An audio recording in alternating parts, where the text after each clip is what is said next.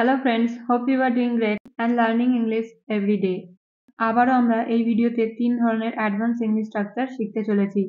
তো চলুন দেরি না করে ভিডিওটা শুরু করা যাক। সবকিছু জেনেও সে আসেনি, সবকিছু জেনেও তুমি যাচ্ছ না, সবকিছু জেনেও সে কিছু বলছে না। এই ধরনের বাক্যগুলো কিন্তু আমাদের বলার প্রয়োজন হয়।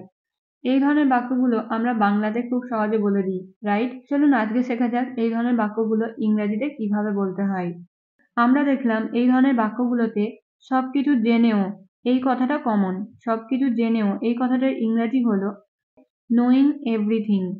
নোয়িং এভরিথিং মানে হলো সবকিছু জেনেও। এই ধরনের বাক্যগুলো বলতে হলে স্ট্রাকচার হবে knowing everything plus sentence. Knowing everything plus sentence বসিয়ে আমরা এই ধরনের বাক্যগুলো কিন্তু খুব সহজে বানাতে পারি। চলুন এবার এই স্ট্রাকচারটা দিয়ে কয়েকটি এক্সাম্পল দেখা যাক। ফার্স্ট এক্সাম্পল হলো সবকিছু জেনেও সে আসেনি। এই বাক্যটার ইংরেজি হবে knowing everything he did not come. Knowing everything he did not come. সবকিছু জেনেও তুমি যাচ্ছ না। Knowing everything you are not going. Knowing everything you are not going. সবকিছু জেনেও সে কিছু বলছে না। Knowing everything he is not saying anything. Knowing everything he is not saying anything. সবকিছু জেনেও তুমি সেখানে গিয়েছিলে। Knowing everything you went there. Knowing everything you went there. সবকিছু জেনেও আমি তোমাকে বলতে পারবো না। এই বাক্যটার ইংরেজি হবে knowing everything I can not tell you.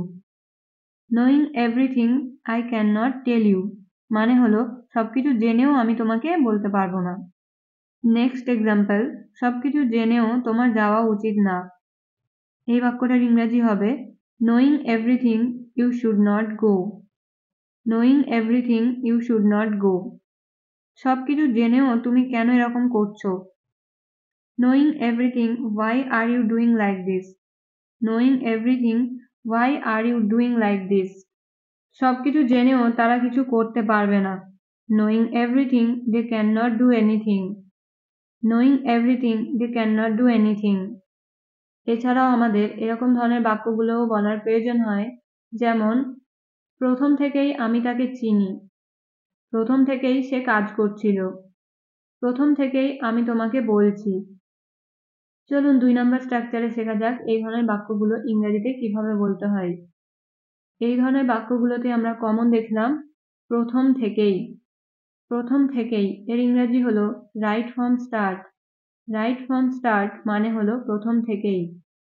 এই ধরনের বাক্যগুলো বলতে হলে স্ট্রাকচার হবে right from start plus sentence.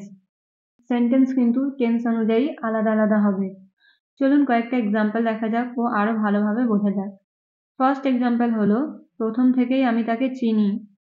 এই বাক্যটার ইংরেজি হবে right from start I know him. Right from start I know him. প্রথম থেকেই সে কাজ করছিল। Right from start he was working. Right from start he was working. প্রথম থেকেই আমি তোমাকে বলছি। এই বাক্যটার ইংরেজি হবে right from start I have been telling you. Right from start I have been telling you. প্রথম থেকেই সে খুশি না। Right from start he is not happy. Right from start he is not happy. Next example, প্রথম থেকেই আমি তোমার উপর বিরক্ত। প্রথম থেকেই আমি তোমার উপর বিরক্ত। এই বাক্যটার ইংরেজি হবে right from start I am upset with you. Right from start I am upset with you. প্রথম থেকেই সে শিখছে। Right from start he has been learning. Right from start he has been learning. প্রথম থেকেই সে কঠোর পরিশ্রম করছিল। Right from start he was working hard. Right from start he was working hard. প্রথম থেকেই আমি তোমাকে জিজ্ঞাসা করছিলাম। Right from start I was asking you. Right from start I was asking you. আবার কখনো কখনো আমাদের এমন ধরনের সেন্টেন্সগুলো বলার প্রয়োজন হয়, যেমন আমার এই কাজটি করতে সমস্যা হচ্ছে, তার কথা বলতে সমস্যা হচ্ছে, তাদের ইংরেজি শিখতে সমস্যা হচ্ছে। চলুন 3 নম্বর স্ট্রাকচারে শেখা যাক এই ধরনের বাক্যগুলো ইংরেজিতে কিভাবে বলতে হয়। এই ধরনের বাক্যগুলো বলতে হলে সেন্টেন্স স্ট্রাকচার হবে subject plus am is are plus having problem plus ভার্বের ING form plus other word. যখন আমাদের কোনো কাজ করতে সমস্যা হয় বা আমরা সমস্যা ফিল করি তখন আমাদের ইউজ করতে হবে having problem.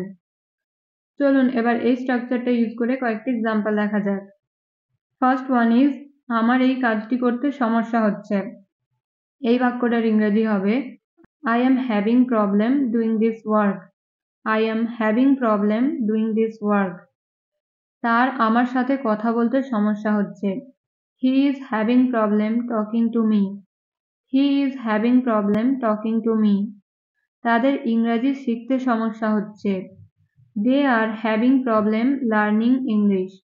They are having problem learning English. So আমরা দেখতে পাচ্ছি কত সহজে এই বাক্যগুলো বলা যায়, রাইট? চলুন পরের এক্সাম্পলটা দেখা যাক। আমার ইংরেজি শেখাতে সমস্যা হচ্ছে। এই বাক্যটার ইংরেজি হবে I am having problem teaching English. I am having problem teaching English.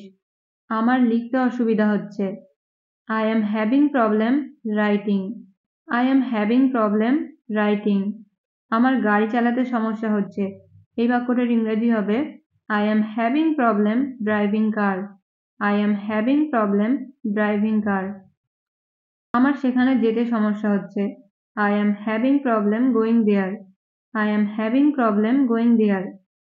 তাদের আজ কাজ করতে সমস্যা হচ্ছে। এই বাক্যটার ইংরেজি হবে They are having problem working today. They are having problem working today. এবার প্রতিদিনের মতো আজকেও আপনাদের প্র্যাকটিসের জন্য 3টে সেন্টেন্স রইল। নাম্বার 1, সবকিছু জেনেও তুমি সেখানে যেতে পারবে না। নাম্বার 2, প্রথম থেকেই আমি এই চ্যানেলের ভিডিও দেখছি। অ্যান্ড নাম্বার 3, আমার হাঁটতে সমস্যা হচ্ছে। এই 3টি বাক্যের ইংরেজি কি হবে আপনারা অবশ্যই কমেন্টে জানাবেন। আশা করছি আপনারা এই 3টি স্ট্রাকচার খুব ভালোভাবে বুঝতে পেরেছেন। আর যদি বুঝতে কোথাও আপনাদের সমস্যা হয়ে থাকে তাহলে অবশ্যই আপনারা কমেন্টে লিখে জানাতে পারেন। সো আজকের ভিডিও এখানেই শেষ হতে চলেছে। আবার একটা নতুন ভিডিওর সাথে দেখা হবে। Till then stay happy and keep learning.